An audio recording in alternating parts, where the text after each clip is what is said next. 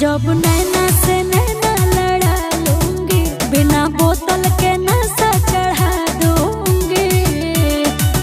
मैं तो लूंगी सबको लगा के ठलाली।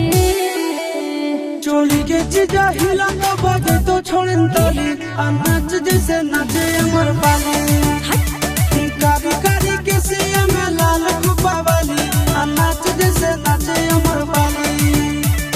हमरा नहीं आबो हो।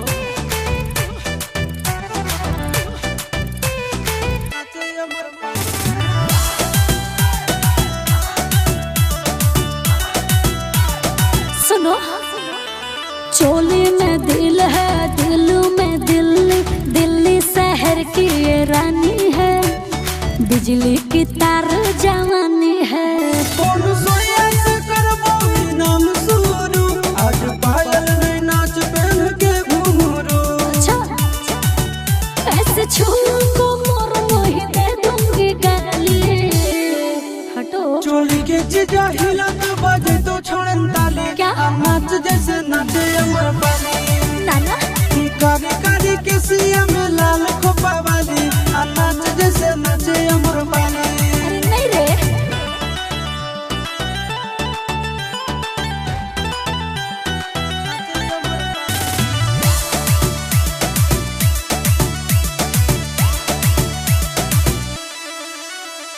हाथों में मेहंदी, बालों में गजरा, होठों में लाली लगाती हूँ, आँखों से गोली चलाती हूँ। जान तोरा पे धन लुटा देबो बोल, नाच लहंगा में खोस देबो लाल गेंदा फूल। चिंटू राजा या शीश फेंकते हो तुम खाली।